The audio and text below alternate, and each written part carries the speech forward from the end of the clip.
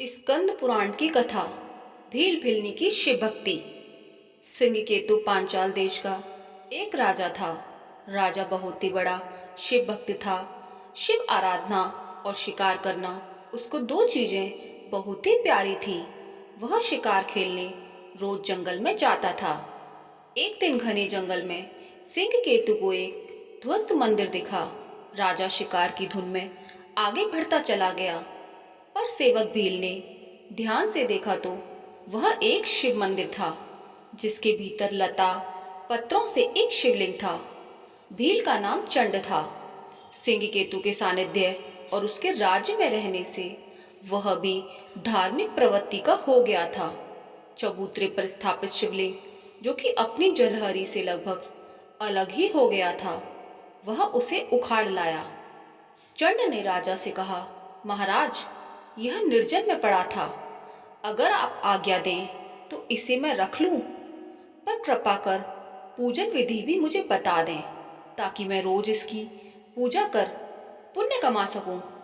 तो राजा ने कहा, चंड भील, इसे रोज नहलाकर इसकी फूल बेल पत्तियों से सजाना, अक्षत और फल मीठा वगैरह चढ़ाना, जय भोले शंकर बोलकर पूजा करना और उसके बाद इसे धूप दीप दिखाना। राजा ने कुछ मजाक में कहा था कि इस शिवलिंग को चिता की भस्म जरूर चढ़ाना, और वो भस्म ताजी चिता की राख की ही हो, और फिर भोग लगाकर बाजा बजाकर खूब नाच गान किया करना। शिकार से राजा तो लौट गया, पर भील तो जो उसी जंगल में रहता था, उसे अपने घर जाकर अपनी बुद्धि के मुताबिक एक साफ सुथरे स्थान पर शिवलिंग की स्थापना कर दी, और फिर रोज ही पूजा करने का उसने एक अटूट नियम बनाया। भिलनी के लिए यह बात नई थी, क्योंकि उसने कभी भी ऐसी पूजा पाठ न देखी थी और ना ही करी थी। भील के रोज पूजा करने से ऐसे संस्कार जगे कि कुछ दिन बाद वह खुद पूजा तो नहीं करती थी, पर भील की पूजा करने में सहायता जरूर करने लगी। कुछ दिन और बीते थे। भिलनी पूजा में पर्याप्त रुचि लेने लगी। एक दिन भील पूजा पर बैठा तो देखा कि सारी पूजन सामग्री तो मौजूद है, पर लगता है वह चिता की भस्म लाना तो भूल ही गया। वह भागता हुआ जंगल के बाहर स्थित शमशान पर गया। आश्चर्य, आज तो कोई चिता भी जल ही नहीं रही थी। पिछली रात जली चिता का कोई भी नामो निशान न था, जबकि उसे लगता था कि रात को मैं यहाँ से भस्म ले गया हूँ। भील भागता हुआ उल्टे पांव घर पहुंचा। भस्म की डिबिया उल्टाई पलटाई, पर चिता भस्म तनिक भी ना थी। चिंता और निराशा में उसने अपनी भिलनी को पुकारा, जिसने शिव पूजा की सारी तैयारियां कर रखी थी।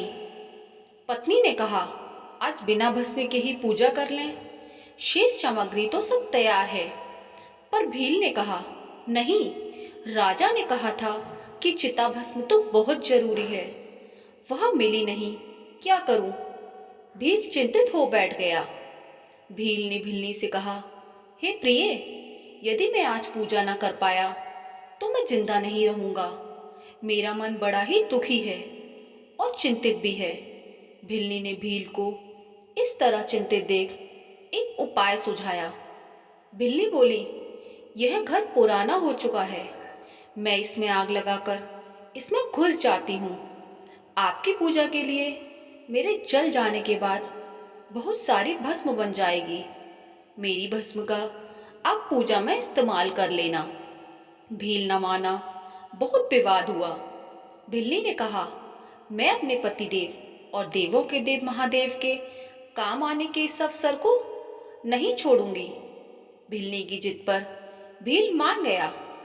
भिलनी ने स्नान किया और अपने घर में आग लगा दी। वो अपने घर की पूरी 3 बार परिक्रमा की और भगवान भोलेनाथ का ध्यान किया, और भोलेनाथ का नाम लेकर जलते हुए घर में भिलनी घुस गई। ज्यादा समय न बीता था कि शिव भक्ति में लीन वह भिलनी जलकर पूरी तरह भस्म हो गई थी। भील ने भस्म उठाई और भली भांति भगवान भूतनाथ का पूजन किया। शिव भक्ति में घर सहित घरवाली खो देने का कोई दुख तो भील के मन में तो था नहीं। सो पूजा के बाद बड़े ही उत्साह से उसने भिलनी को प्रसाद लेने के लिए आवाज दी।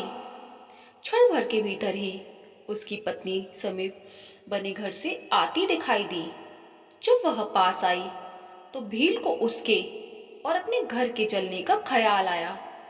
उसने पूछा, यह कैसे हुआ? तुम कैसे आई हो? यह घर कैसे वापस बन गया? भिलनी ने सारी कथा कह सुनाई। जब धधकती आग में घुसी तो लगा जल में घुसती जा रही हूँ और मुझे नींद आ रही है। जगने पर देखा कि मैं घर में ही हूँ और आप प्रसाद के लिए मुझे आवाज लगा रहे हैं। यह सब बातें कर रहे थे, अचानक आकाश से एक विमान उतरा। उसमें भगवान के 4 गढ़ थे। उन्होंने अपने हाथों से उठाकर उन्हें विमान में बिठाया।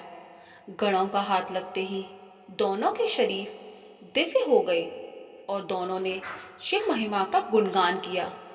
फिर वे अत्यंत श्रद्धा युक्त भगवान की आराधना का फल भोगने शिवलोक को चले गए। तो ये थी भील भिलनी की शिव भक्ति। बोलो हर हर महादेव। तो दोस्तों, कैसी लगी आपको ये वीडियो हमें कमेंट बॉक्स में ज़रूर बताएं, और अच्छी लगी हो तो लाइक एंड शेयर करना ना भूलें। हमारे चैनल को सब्सक्राइब करना ना भूलें। जय श्री राधे दोस्तों, राधे राधे, जय श्री कृष्णा। धन्यवाद आप सभी का। आपका दिन शुभ हो।